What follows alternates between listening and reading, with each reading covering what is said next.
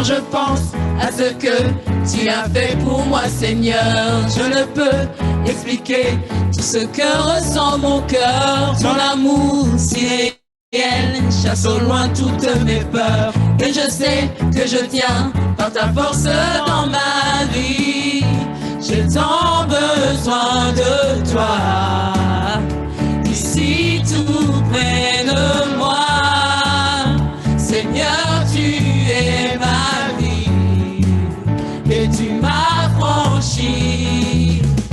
Depuis que tu vis en moi, toutes les choses sont nouvelles. Seigneur, rien ne sera jamais pareil. Depuis qu'en moi vit ton amour, il m'attire à toi chaque jour. Pour ce que tu as fait en moi, je te donnerai gloire. Je te donnerai gloire. Quand je pense à ce que tu as fait pour moi, Seigneur, oui, je ne peux expliquer tout ce que ressent mon cœur. Ton amour si réel chasse au loin toutes mes peurs. Et je sais que je tiens dans ta force dans ma vie. J'ai tant besoin de toi, ici tout près de moi. Seigneur, tu es ma vie et tu m'as franchi. Depuis que tu vis en moi, toutes les choses sont nouvelles. Seigneur, rien ne sera jamais pareil. Depuis qu'en moi vit ton amour, il m'attire à toi chaque jour. Pour ce que tu as fait en moi, je te donnerai gloire. Depuis que tu vis en moi, toutes les choses sont nouvelles. Seigneur, rien ne sera jamais pareil. Depuis qu'en moi vit ton amour, il m'attire à toi chaque jour. Pour ce que tu as fait en moi, je te donnerai gloire. Je te donnerai gloire. Je te donnerai gloire. Je te donnerai gloire.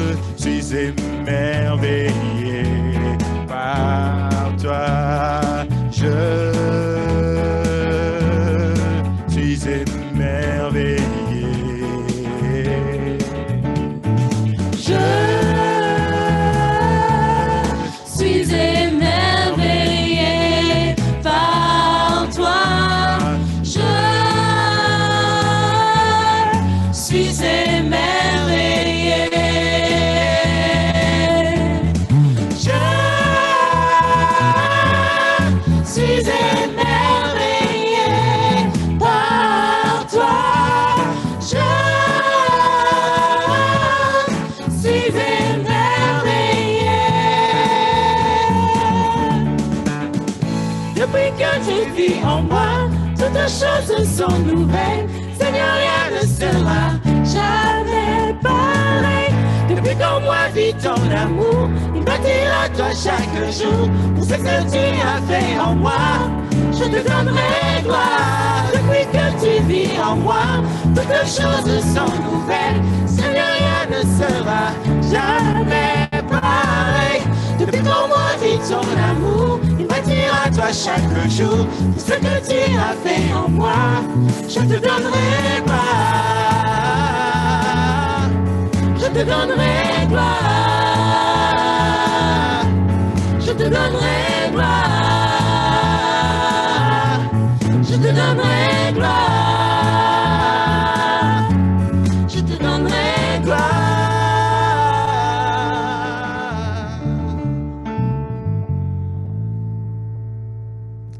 Nous étions en train de rendre grâce à Dieu pour notre sœur Yanaël qui a eu la lourde charge de nous conduire dans ce jour de Pâques, qui est un jour particulier. Et nous sommes convaincus que le Seigneur, qu'elle a prié pour que le Seigneur puisse la guider pendant ce temps. Alléluia! Et nous aussi, avec des cœurs humbles, nous voulons nous approcher du Seigneur. Nous savons que notre Maître et notre Dieu est là encore aujourd'hui. Et malgré tous les défis, malgré cette période très difficile, nous savons que le Seigneur est avec nous. Et béni soit le Seigneur pour l'ingéniosité qu'il a donnée à nos frères et sœurs de la technique. Merci aussi à Dieu d'avoir permis que nous ayons ce local de Bethel pour pouvoir tenir les cultes. Nous rendons grâce à Dieu. Amen. Et ce jour est un culte spécial parce qu'il s'agit d'un culte de Pâques. Et comme nous l'avons communiqué, à la fin de la prédication, nous aurons un moment de Sainte Seine et qui sera présidé par notre frère Claude Zola. Et avant cela, nous voulons pouvoir partager la parole du Seigneur et nous voulons vraiment nous plonger dans sa présence et considérer qu'il est notre seul bon berger, celui qui est le bon enseignant pour nous aujourd'hui. Amen. Prions le Seigneur pour la parole. Seigneur, nous voulons nous tenir humblement, Seigneur, devant ta face, en considérant, Seigneur, ta grande dignité, Seigneur, notre Dieu, en considérant que tu es celui qui nous accueille toi-même. Merci pour ce jour de Pâques, Seigneur, nous célébrons, nous bénissons, nous élevons ton saint nom, Seigneur. Seigneur Jésus, nous n'avons pas un autre nom à proclamer que le tien, Seigneur. Ô tendre Père, merci pour ce don précieux, merveilleux reçu, Seigneur. Merci pour la grâce que l'Esprit Saint nous communique afin que nous comprenions, Seigneur, ce qui s'est passé en ce jour-là, Seigneur. Ô Dieu, nous sommes pleins de reconnaissance pour toi, à ton égard, Seigneur. Béni soit ton nom ce jour. Ça, nous prions afin que, Seigneur notre Dieu, ce ne soit pas, Seigneur, des paroles remplies simplement de sagesse humaine et de discours persuasifs. Ô Dieu Tout-Puissant, nous avons tellement besoin que toi-même, tu nous donnes l'authentique. Et en ce matin, Seigneur, je te le demande encore de tout cœur. Donne-nous l'authentique par ta grâce. Et nous l'avons ainsi demandé, Seigneur, au nom de notre Sauveur qui a vaincu les principautés et les dominations pour nous et qui nous a transportés dans son royaume. Merci, mon Dieu. Merci de bénir ce temps de culte. Amen. Gloire au Seigneur. Bonjour à tous et encore une fois à ceux qui nous rejoignent. Que Dieu soit béni. Nous voulons en ce jour nous concentrer sur la parole du Seigneur et nous savons que c'est d'elle et d'elle seule que nous pouvons tirer le meilleur afin que nous puissions comprendre quelles sont les choses que Dieu a sur son cœur pour son peuple. La parole de ce matin est intitulée « Il la nourrit et en prend soin ». C'est une portion de l'épître aux Éphésiens sur laquelle nous allons nous baser principalement aujourd'hui. « Il la nourrit et en prend soin ». Et nous allons vraiment nous entretenir à propos du corps de Christ, du Fils de Dieu, venu en chair, et de la position privilégiée de l'Église. Et vous remarquerez à travers la Bible que Pâques a toujours été associé au corps, à la notion de corps, que ce soit les corps des premiers-nés d'Égypte qui sont morts, ou que ce soit le corps de l'agneau qui devait être partagé par les Israélites, que ce soit le corps et la mort de Jésus-Christ. Pâques est à la fois associé à la notion de corps, à la notion de vie, mais aussi à la notion de mort. Avec la notion de Pâques, il y a toujours une mort et une vie ou une survie. Pâques est associé depuis toutes les Écritures et particulièrement dans le Nouveau Testament où Dieu a manifesté qu'il était capable de donner la vie après qu'il y ait la mort. Et il l'a fait triomphalement par la résurrection de Jésus-Christ. Amen. La Bible affirme que ce Christ est mort afin que nous puissions avoir la vie. Et dans les versets que nous allons lire, ce sera 2 principaux versets. Nous en exploiterons prioritairement un aujourd'hui, celui d'Éphésiens chapitre 5, verset 29, que je vous prie de lire ensemble. La Bible dit, « En effet, Personne n'a jamais haï son propre corps. Personne n'a jamais haï son propre corps. Au contraire, il le nourrit et en prend soin comme le Christ le fait pour l'Église, car nous sommes membres de son corps. Personne n'a jamais haï son corps. Au contraire, il le nourrit et en prend soin comme le Christ le fait pour l'Église, car nous sommes membres de son corps. Amen. Deuxième verset que je vous prie de lire aussi avec attention, c'est dans Actes chapitre 20, verset 28. Écoutons ce que le Seigneur dit à chacun, en particulier à ceux qui prétendent à une responsabilité dans sa maison. Prenez donc garde à vous-même et à tout le troupeau au sein duquel le Saint-Esprit vous a établi évêque pour faire paître l'Église de Dieu. Écoutez bien ce qui suit. L'Église de Dieu qu'il s'est acquise, que Dieu s'est acquise par son propre sang. Et vous savez, dans les premiers manuscrits des Écritures du Nouveau Testament qui circulaient, pour ce texte-là en particulier, pour ce verset, alternativement, il y avait des manuscrits qui disaient que Dieu s'est acquis par son propre sang et d'autres que le Seigneur s'est acquis par son propre sang. Pour les premiers entendants de ces paroles, cela était la même chose.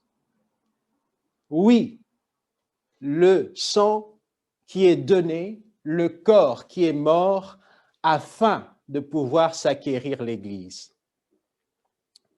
Nous allons nous attarder sur le verset de Éphésiens 5, verset 29 aujourd'hui. En effet, personne n'a jamais haï son propre corps. Au contraire, il le nourrit, en prend soin, comme le Christ le fait pour l'Église. Amen. Ceci est une affirmation de la Bible. Il ne s'agit pas d'une supputation ou d'une réflexion personnelle d'un homme à un moment donné. C'est sous l'inspiration de l'Esprit de Jésus-Christ que Paul dit, personne n'a jamais haï son propre corps, au contraire, il le nourrit et en prend soin. Prendre soin du corps est une utilité. Mes amis, prendre soin du corps est une utilité. C'est une nécessité. Et d'ailleurs, dans notre siècle, on le reconnaît bien. Remarquez le nombre de campagnes, le nombre d'incitations pour que les gens fassent attention à leur santé. Remarquez tout ce qui se dit. Vous savez d'ailleurs qu'ici, en Belgique, on avait décidé de réduire le taux de sucre dans les boissons, les sodas, afin de pouvoir aider les gens dans leur santé. Donc, prendre soin du corps est même quelque chose que notre siècle a reconnu comme utile. Le tabac, les drogues, vous savez, la trop grande vitesse au volant, on nous interpelle souvent en disant que ce n'est pas bon parce que ça met en danger les vies, votre propre vie et celle des autres. Se protéger des infections comme maintenant, et toutes ces choses sont reconnues comme étant bonnes. Et nous savons, peut-être vous ne le savez pas, mais dans certaines communes de Belgique, à Otigny, ça existe par exemple, vous pouvez avoir sur prescription d'un médecin une ordonnance pour faire du sport. Pour ça, tout ça pour pousser les gens à pouvoir prendre soin de leur corps. Remarquez que la Bible dit jamais personne. Il s'agit d'une affirmation qui, aux yeux de ceux qui entendaient cette parole, était quelque chose d'universellement, qui était reconnu par tous. C'était une civilisation, une culture où mettre fin à ses jours sans raison, ou alors se faire du mal ne passait pas dans les esprits. Une affirmation que Dieu nous dit, en effet, personne n'a jamais haï son propre corps, mais il le nourrit et en prend soin.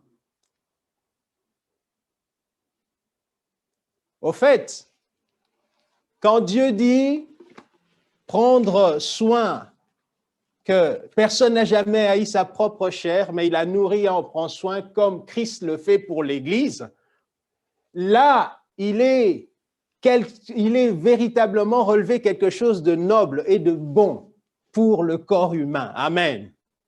Souvent, dans nos milieux, nous entendrons parler de la chair comme étant quelque chose de mauvais. Mais en fait, quand vous lisez dans les Écritures, dans le Nouveau Testament, où cette notion de chair a été fortement relevée. En fait, il existe trois applications ou trois emplois du mot chair.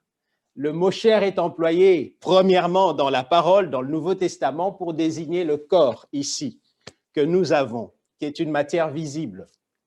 Et c'est de ce corps-là qu'il s'agit ici dans ce verset. Nous prendrons soin de ce corps. Et la notion de chair qui est assimilée à la nature pécheresse, c'est ce niveau le plus bas de la nature humaine qui pousse à faire le péché, qui est une entité purement spirituelle. Ce corps est précieux, amen.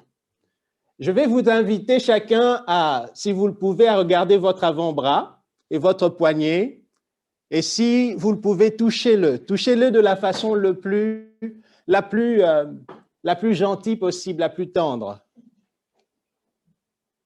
Et déstressez un moment et touchez votre main. Et pensez aussi à tous les êtres que vous aimez et que vous aimez toucher. Vos enfants, vos parents, les amis les plus proches. Et pensons un instant que c'est grâce à ce corps que nous avons que peuvent naître d'autres hommes. Amen. Les enfants que nous avons sont nés parce que nous avons un corps. Les gens qui sont dans l'armée, qui défendent nos pays, sont nés parce qu'il y a eu des corps. Tous ceux que nous aimons, nos parents qui nous ont engendrés, sont venus au monde parce qu'il y a eu des corps. Donc, le corps est quelque chose de bon. Amen. Vous en êtes convaincus? Amen. Et d'ailleurs, Dieu, lorsqu'il a pensé l'homme, il a pensé l'existence d'un corps. Amen. Que nous dit la Bible? Qu'il a rassemblé la poussière, qu'il en a fait un être humain, ensuite il a soufflé. D'abord, il y a eu la forme physique, ensuite il y a eu le souffle. Et les deux ont produit l'homme. Amen. Merci Seigneur. Oui, la pensée de Jésus et celle des évangiles, à travers les épîtres, est aussi que la norme adéquate pour l'homme, c'est d'aimer son corps. Frères et sœurs, je vais dire le deuxième point tout de suite, c'est que Christ n'a jamais haï son propre corps. Amen. Christ n'a jamais haï son corps. Un corps bon était nécessaire pour la mission de Jésus-Christ. Il fallait qu'il tienne dans le temps de sa naissance jusqu'à ses 33 ans. Christ n'a jamais haï son propre corps. L'importance du corps est soulignée par ce que Paul appelle dans 1 Timothée 3,16, le mystère de la piété. Vous connaissez ce verset qui est très excellent. C'est un des plus merveilleux versets de la Bible. La Bible dit quoi? Que le mystère de la piété, il faut l'avouer, il est grand. Il faut reconnaître que ce que Dieu a fait pour l'humanité est très grand. Qu'est-ce qui s'est passé? Celui qui a été manifesté en chair, Dieu, justifié en esprit, est apparu aux anges, a été prêché parmi les nations, a été cru dans le monde, il a été élevé dans la gloire. Pour que cela soit fait, il fallait que le Christ paraisse dans un corps. Amen. Et c'est ce qui a été fait lorsque Marie a conçu. Il fallait que pour l'accomplissement de ce mystère, Jésus soit revêtu d'un corps. Et alors donc on peut s'imaginer que Jésus-Christ n'a jamais haï son corps parce que c'était la seule façon qui était obligatoire pour pouvoir accomplir le salut. Hébreux nous dit, Hébreux 10:5, que lorsque le Christ est entré dans le monde, il dit au Père, tu n'as voulu ni sacrifice, ni holocauste, mais écoutez bien, tu m'as formé un corps. Le Père a choisi de former un corps, amen, dans le but de faire, ô Dieu, ta volonté. Frères et sœurs, Christ, comme la Bible dit, personne n'a jamais haï son propre corps, sa propre chair, mais il le nourrit et en prend soin, comme Christ le fait pour l'Église. Il est certain que Jésus-Christ, de sa naissance à ses 33 ans, avait mis un programme pour préserver sa santé. Parce il fallait tenir jusqu'au jour. Amen. Nous souvenons-nous, le diable lui dit en le levant au-dessus du temple, jette-toi par terre. Non, il ne le fait pas parce que son corps a encore du temps, a encore un chemin, a encore un but. La Bible dit qu'il voulait le lapider. Nous sommes dans Jean chapitre 8, 59. Il voulait le lapider, mais écoutez bien, Jean 8, 59, Jésus se cacha, c'était dans le temple, et puis il sortit parce que sa santé devait tenir jusqu'au moment de la croix. Et encore dans Luc chapitre 4, versets 28 à 30, la Bible dit qu'ils étaient tellement furieux de ce que Jésus avait dit qu'ils l'ont poussé jusqu'à la falaise, jusqu'à l'escarpement de la montagne, parce que leur ville était bâtie sur la hauteur. Ils voulaient le précipiter dans le vide. Mais la Bible dit que Jésus passa au milieu d'eux et s'en alla, parce que notre Seigneur prêtait attention à sa chair. On le voit se nourrir, on le voit demander de l'eau à une femme, on le voit se reposer, on le voit dormir, parce que le corps était important pour lui. Et comme je le disais, il a suivi ce programme pour être au rendez-vous de Golgotha. Le jour ultime, le plus grand rendez-vous de l'histoire depuis la chute de l'homme, le Christ devait tenir. Amen. Et comme aucun homme n'a haï sa propre chair, mais il le nourrit et il en prend soin, le Christ a fait de même. Et il devait être en forme. Est-ce que vous me suivez? Jésus devait être en forme pour aller de lieu en lieu, comme nous dit Actes chapitre 10, 38, de lieu en lieu. Pour aller de lieu en lieu, il lui arrivait de marcher à pied, il lui arrivait de tenir toute une journée de marche, etc., ou quelques heures de marche, pour aller de lieu en lieu. Dans quel but? Faire du bien, guérir ceux qui étaient malades, ceux qui étaient sous l'emprise du diable, ceux qui vivaient sous l'emprise et la tyrannie de Satan. Et donc, ce corps-là était un objet de valeur. Amen. Le corps de Jésus était l'outil de travail pendant sa vie sur terre. Est-ce que nous nous en rendons compte? C'était l'outil qu'il avait pour travailler. Parce que la Bible nous dit qu'ayant toujours existé en forme de Dieu, qu'est-ce qu'il a fait?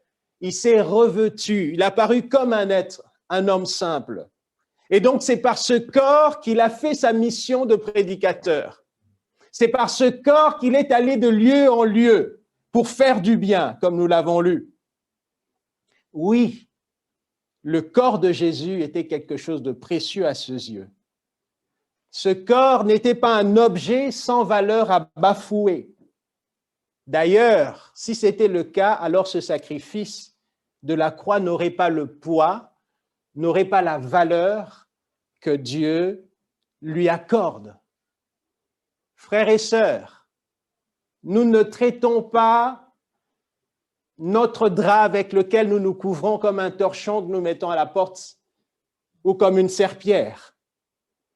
Et d'ailleurs, si l'un d'entre vous va dormir chez son ami, chez son frère qui lui offre l'hospitalité, et si ce frère prend le torchon qui est à sa porte, vous le donne comme couverture, je pense que vous allez vous rendre compte de la valeur qu'il vous donne.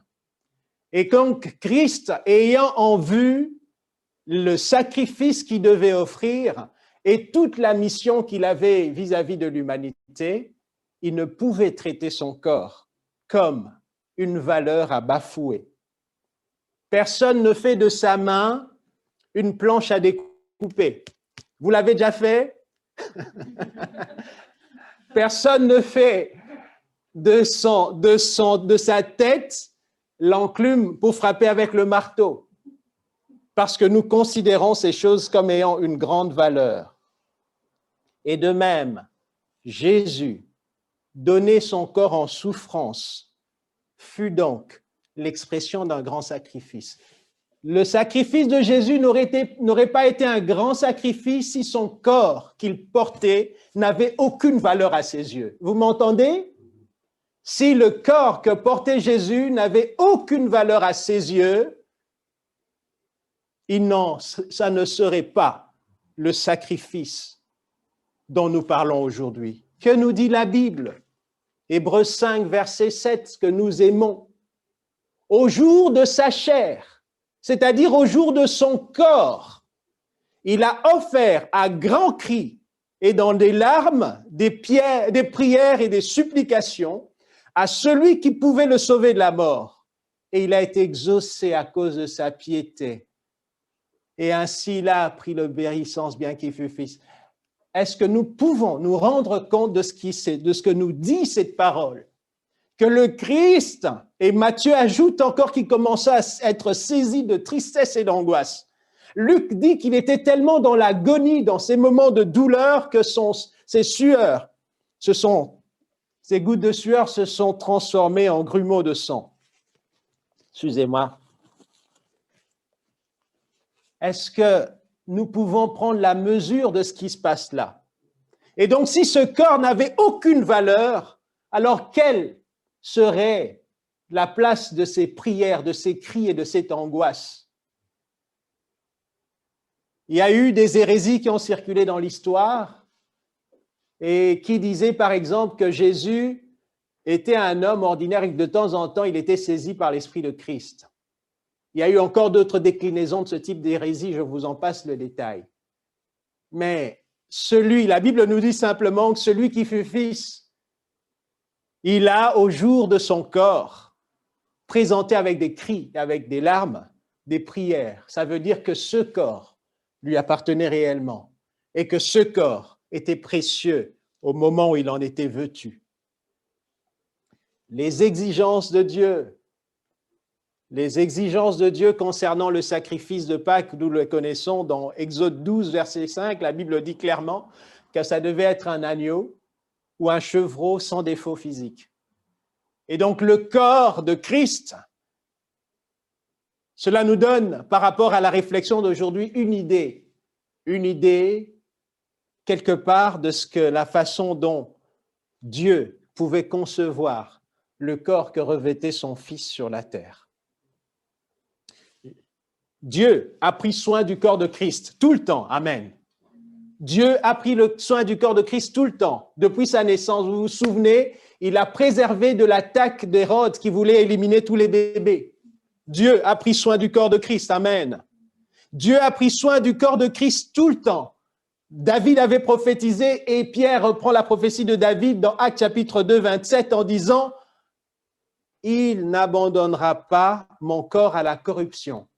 Tu ne permettras pas que ton juste voie la décomposition. » Donc même jusque dans sa mort, Dieu a continué à veiller sur le corps de Christ. Amen.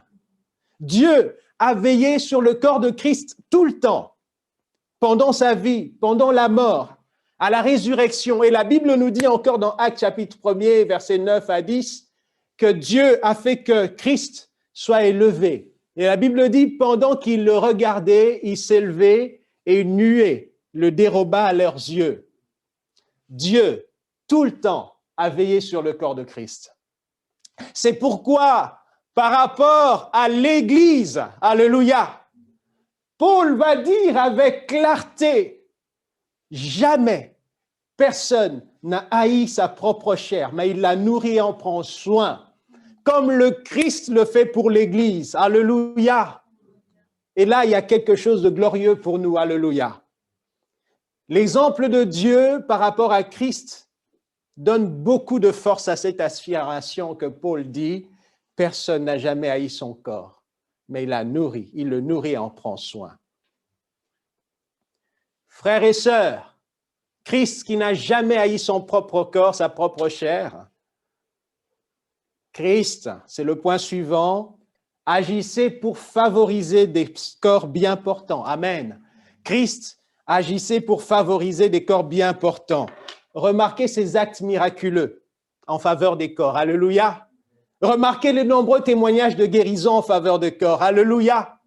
Christ agissait pour des corps bien portants. Il a multiplié le pain et la nourriture afin que les corps soient bien portants. Alléluia.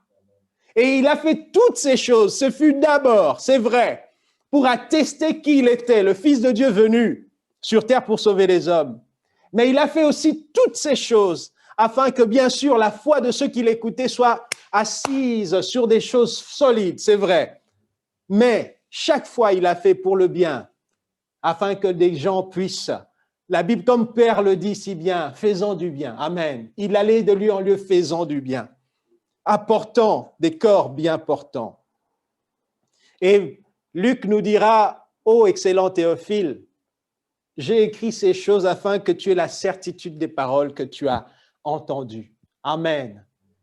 Et Jean dira, toutes ces choses ont été écrites afin que vous croyiez que Jésus est le Fils de Dieu et qu'en croyant en lui, vous ayez la vie. Mais remarquez comment les actes de certification de qui il est, donc les actes qui disent, oui, Jésus est vraiment celui qu'il est, les actes qui disent, oui, c'est authentique, tout ce qui concerne le Christ, ces actes ont été posés chaque fois pour favoriser des corps bien portants, des gens délivrés des puissances de démons, des gens libérés qui pouvaient vivre une vie adéquate, une vie paisible. Amen. Remarquons alors que la Pâque approchait dans Jean chapitre 6, et c'est l'introduction du discours de Dieu, du discours de Jésus-Christ, où il dit clairement qu'il est le pain venu du ciel. Et dans cette introduction, on est dans Jean chapitre 6, versets 2 à 5. La Bible dit que la Pâque des Juifs approchait. Une foule nombreuse suivait Jésus parce qu'elle voyait les miracles qu'il opérait sur les malades. Amen. Jésus monta sur la montagne et s'assit avec ses disciples. Or, la Pâque des Juifs était proche. Et voyez ce qu'il a fait. Jésus leva les yeux, vit une grande foule venant à lui. Il dit à Philippe, où achèterons-nous des pains pour que ces gens aient à manger? Et qu'importe s'il le disait pour l'éprouver, cette question, mais la finalité, la Bible dit, parce qu'il savait ce qu'il allait faire. Il allait faire du bien. Amen. Nourrir, défendre, protéger le corps était bon pour l'homme, selon la mentalité de Jésus-Christ. Et c'est ce qu'il faut faire en tout temps. Amen. La Bible nous dit que notre corps est le temple du Saint-Esprit. Paul nous dit que nous devons le traiter comme tel. Celui qui détruit le temple de Dieu, Dieu le détruira. Frères et sœurs, si Dieu a considéré ainsi son propre corps, et si vous êtes là avec des idées, vous dites, je vais me détruire, je vais mettre fin à ma vie. D'ailleurs, ce qui m'arrive, qu'importe.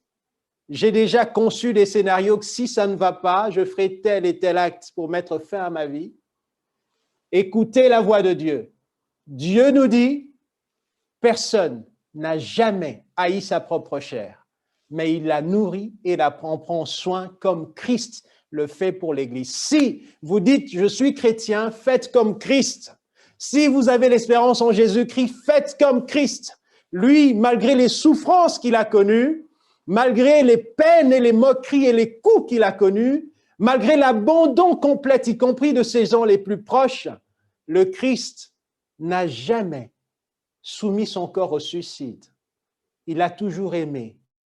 Et Dieu dit, à travers la bouche de David, qu'il n'abandonnera pas son corps à la perdition, à la corruption, à la décomposition, à la pourriture. Et il l'a relevé de là. Dieu peut vous relever aussi. Amen. Christ agissait pour favoriser des corps bien portants. L'affirmation suivante, c'est qu'aucun corps d'humain, depuis la création, n'a eu autant de valeur que celui de Jésus-Christ, Fils de Dieu. Aucun corps humain, depuis la création, n'a eu autant de valeur que celui de Jésus-Christ. Pourquoi je le dis?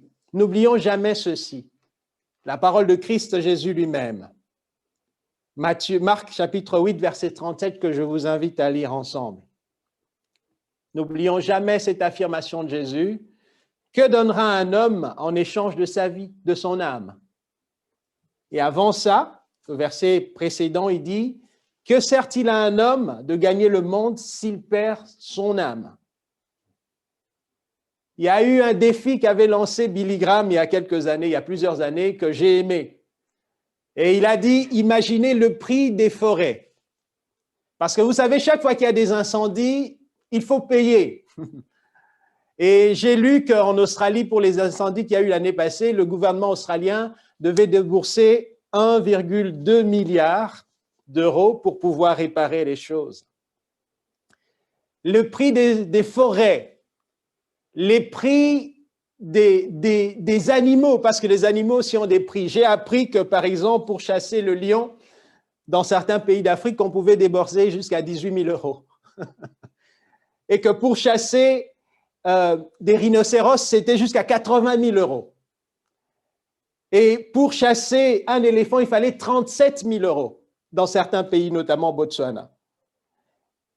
Et donc, quand on pense à tout ce que la terre peut avoir comme valeur, quand on pense au prix de tout ce qu'il y a comme carburant dans les océans, quand on pense à ce que la terre d'Arabie Saoudite est une terre que l'on dit qui a les plus grandes réserves de pétrole, et quand on pense à toutes les richesses qu'il y a dans ce monde, quand on pense à tous ceux qui possèdent des milliards, et qu'on met tout ça ensemble, si on le donne à un homme, la Bible dit que jamais personne ne peut racheter son âme.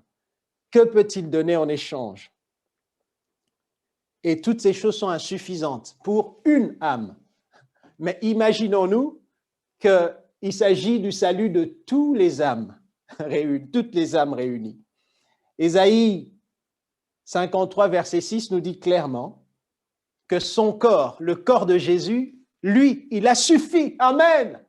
Il n'y a aucun corps d'humain depuis la création qui a la valeur du corps de Jésus. Aucun. Amen. Il est le seul qui est né d'une vierge. Alléluia. Il est le seul qui a été sans péché. Alléluia. Ésaïe nous dit, nous étions tous errants, perdus, égarés. Chacun suivait sa propre voie. Et l'Éternel a fait retomber sur lui l'iniquité de nous tous. Si aucune âme ne peut être sauvée par un moyen humain, si aucune âme ne peut être sauvée par tous les milliards des hommes meurent en un jour, Jésus, par sa mort seule, par son corps, rachète tout et tous. Amen. Je reviens à cette affirmation merveilleuse que nous allons relire de Éphésiens chapitre 5, verset 29. Est-ce qu'on peut le lire encore ensemble?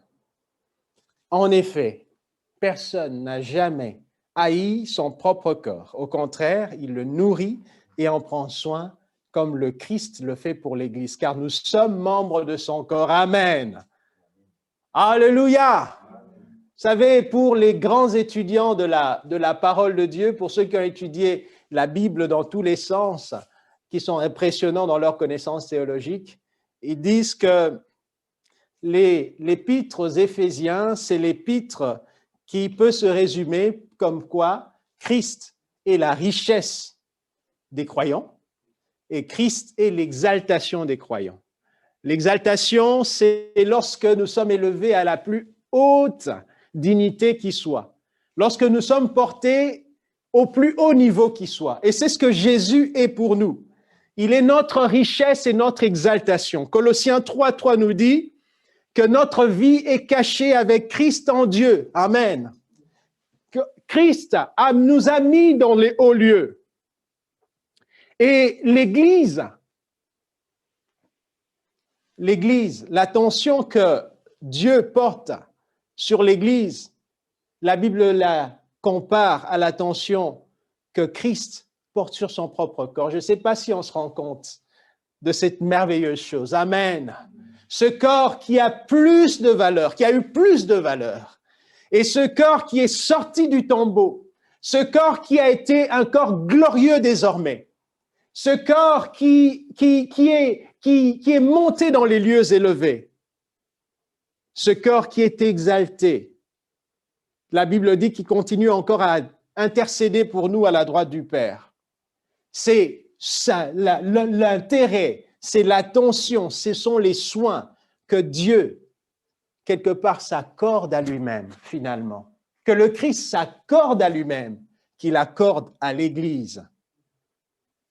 Ça, Paul dit qu'il y a un grand mystère entre Christ et l'Église.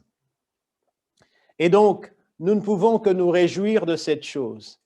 Et en tant qu'enfants de Dieu, nous ne pouvons que dire, Seigneur, j'en profite. Amen. Les jeunes gens aiment bien profiter des choses à fond. Et même en période de Covid, nous les avons vus s'assembler au bois de la Cambre, vouloir en profiter à fond. Malheureusement, avec des motivations qui ne sont pas très encourageantes. Mais nous devons considérer ce que Dieu nous dit là. Les rachetés doivent se prosterner devant une telle vérité, un tel mystère. Amen. Jamais, personne n'haït son propre corps. Au contraire, il le nourrit, en prend soin, comme le Christ le fait pour l'Église. Quelle promesse! Amen. Parce que cette promesse exclut finalement la distinction entre la façon dont le Christ se considère lui-même et la façon dont il considère l'Église. Oh, frères et sœurs, cela est une merveilleuse chose pour nous. Ça signifie que nous avons une place extraordinaire. Ça signifie que nous devons avoir une mentalité pleine de foi. Amen. Amen. Seigneur, Dieu nous a donné la plus haute distinction. Dieu nous donne tout ce qui nourrit et tout ce qui procure la sécurité. Amen. Dieu est lui-même celui qui est notre substance. C'est lui qui donne la provision. C'est lui qui est à la base de tout et qui donne tout.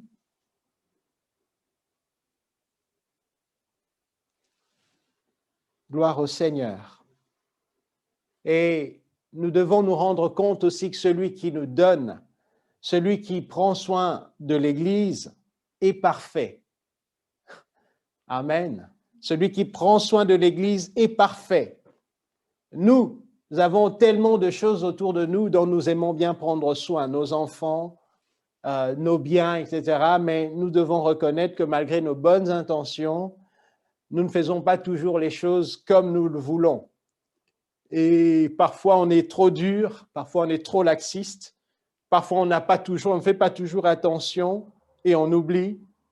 Mais Dieu, lui, il est parfait dans son attention. Amen, à notre égard. Malgré donc les ignorances, malgré ce que nous ne savons pas et ce que nous savons, Dieu prend soin de nous. Le Christ prend soin de nous. Amen.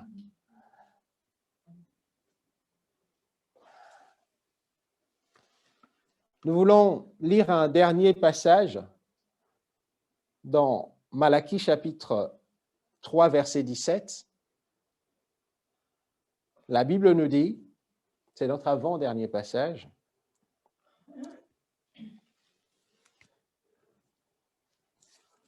et avant de le lire, nous pouvons considérer toutes les difficultés que nous pouvons vivre en tant que personnes humaines.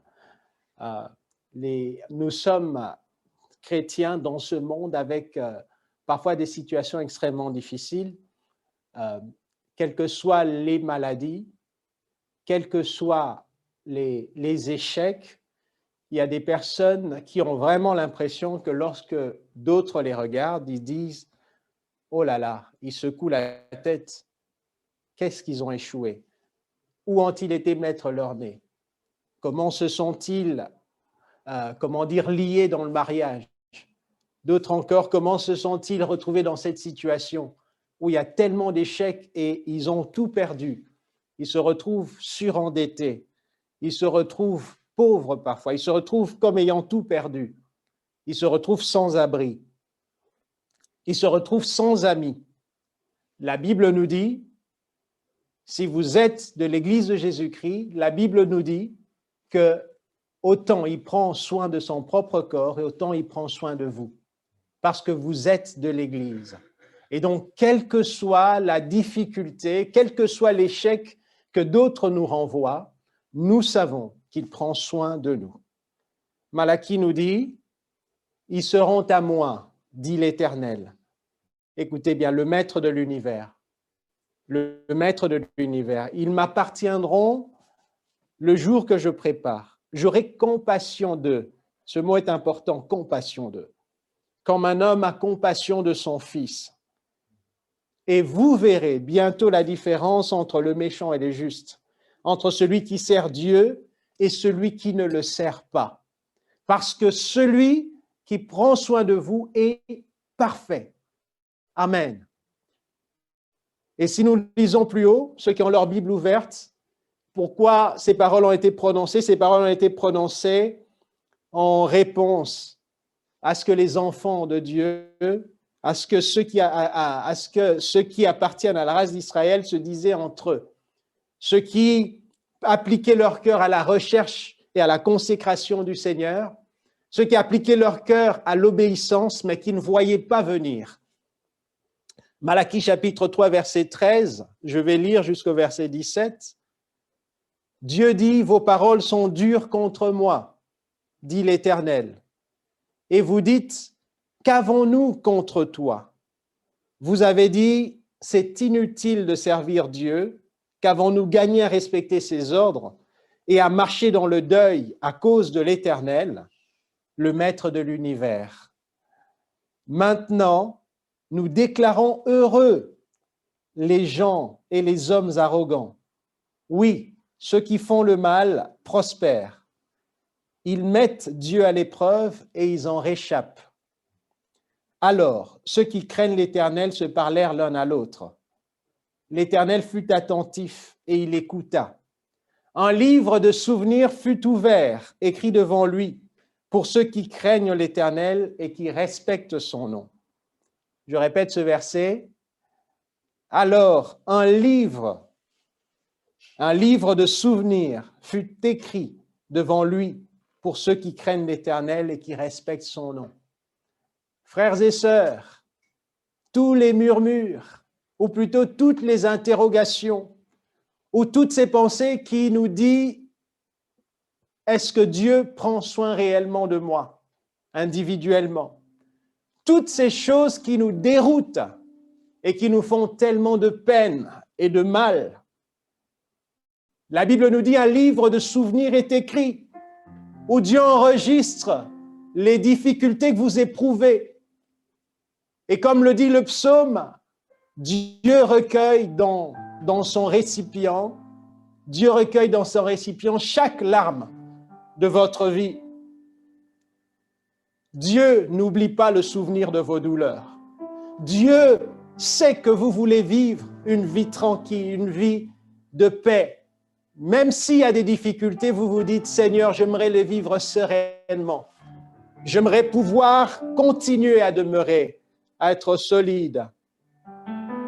Dieu nous dit, au verset 17, « Ils seront à moi, dit l'Éternel, le maître de l'univers. Ils m'appartiendront le jour que je prépare. » Et il dit, « J'aurai compassion d'eux, comme un homme a compassion de son fils, et de son fils qui le sert. » Le Dieu qui fait cela, il le fait parce qu'il est un Dieu fidèle. Il le fait parce qu'il est un Dieu bon. Il le sait. Il le fait, parce qu'il sait que nous habitons dans des corps et que nous avons parfois des difficultés à l'échelle de nos corps. Et il sait que lui-même, il a habité dans un corps et il connaît la difficulté que nous pouvons éprouver. Et il nous dit, je ne vous abandonnerai pas, je ne vous délaisserai pas. Il dit, aucun homme n'a jamais haï sa propre chair. Vous êtes de l'Église, comme le Christ prend soin de son Église, aucun homme n'a jamais haï sa propre chair. Vous n'avez jamais été abandonné, même dans ces moments-là. Tu n'as jamais été délaissé, même dans ces moments-là. Quelle que soit la difficulté, aucun homme lui appartenant n'a été laissé de côté. Les promesses du Seigneur. vis-à-vis de son peuple. Il dit, aucun homme n'a jamais haï sa propre chair, mais il la nourrit et en prend soin, comme le Christ le fait pour l'Église. Et si quelqu'un se reconnaît de l'Église de Jésus, il lève la main et dit, Seigneur, je suis là. Je suis là. Je veux recevoir tes soins. Je veux accepter tes soins. Seigneur, j'accueille tes soins. Nous pouvons lever la main et dire, Seigneur, je suis là. J'accueille tes soins. Seigneur. Et si nous parlons pour nous-mêmes, nous le faisons bien, mais nous pouvons aussi parler pour toute l'Église. Et nous allons dire, Seigneur, nous, la pierre vivante, nous sommes là. Nous acceptons tes soins. Nous croyons dans tes soins. Seigneur, nous recevons ta grâce. Amen. Disons merci au Seigneur pour cela. Et approchons-nous avec conviction. Seigneur, merci. Tu la nourris. Tu nourris ton Église et tu en prends soin. Seigneur, parce que tu es le Dieu de grâce. Tu es le Dieu d'un corps. Tu es le Dieu d'une assemblée. Tu es le Dieu des individus. Tu es le Dieu de notre paix. Tu es celui qui allait de lieu en lieu, faisant du bien, guérissant les malades. Seigneur mon Dieu, délivrant ceux qui étaient sous l'emprise du diable. Seigneur, par ta grâce, nous nous tenons devant ta face, Seigneur. Oui, Seigneur. Merci. Oh, merci. Nous voulons être pleins d'actions de grâce. Et nous ouvrons nos cœurs au Seigneur. Nous disons merci, Seigneur. Tu prends soin de nous. Oui, Seigneur. Amen. Et je voudrais prier pour nous qui sommes là, pour quelqu'un qui est dans la grande difficulté et qui voudrait que le Seigneur puisse le visiter. Il est toujours le Dieu qui visite. Il est toujours le Dieu qui s'occupe des corps. Il est toujours le Dieu qui s'occupe des vies qui sont dans la désolation. Oui, Seigneur. Seigneur, tu vois, Seigneur. Seigneur, tu vois cette détresse. Tu vois, Seigneur, ce sentiment d'abandon, Seigneur, qui habite.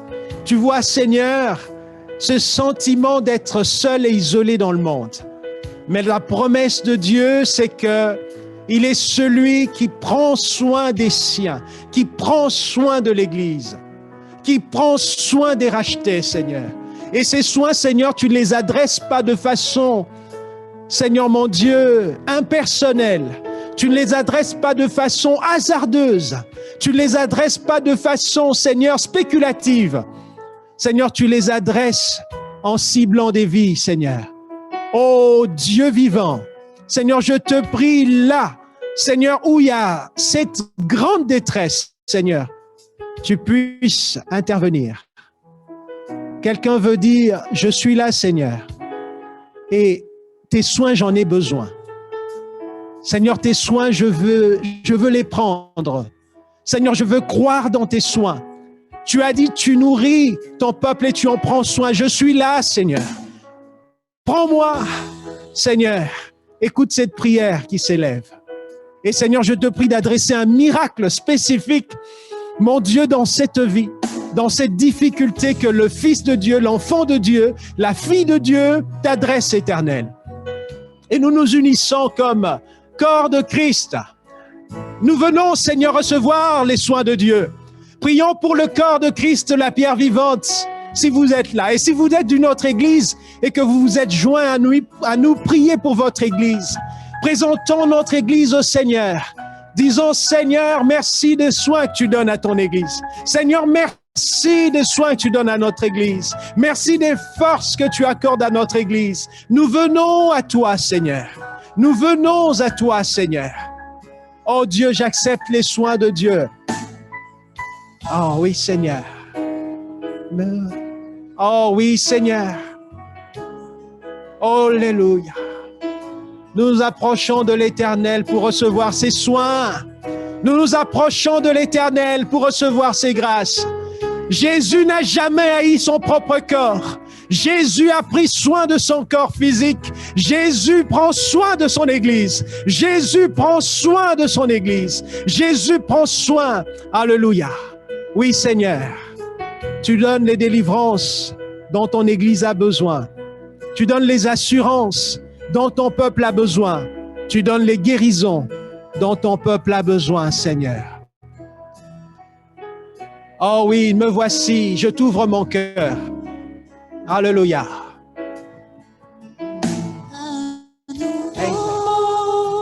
Me voici, je t'ouvre mon cœur car je sais que tu entends mes cris, tu entends ma voix. Et quand dans mon cœur ça ne va pas, tu me réponds, Dieu fidèle. Avec tes mots vrais, mon espoir est réel. Tu es là, présent, et tu me libères. Et quand je me tiens à l'abri dans ce lieu saint, oh Seigneur, je veux t'ouvrir mon cœur. Je t'aime tant, je t'ouvre mon cœur. J'ai besoin de toi, je t'ouvre mon cœur. Reconnaissant, je t'ouvre mon cœur. Tu es merveilleux, je veux t'ouvrir mon cœur. Je t'aime tant, je t'ouvre mon cœur. J'ai besoin de toi, je t'ouvre mon cœur. Reconnaissant, je t'ouvre mon cœur. Tu es merveilleux.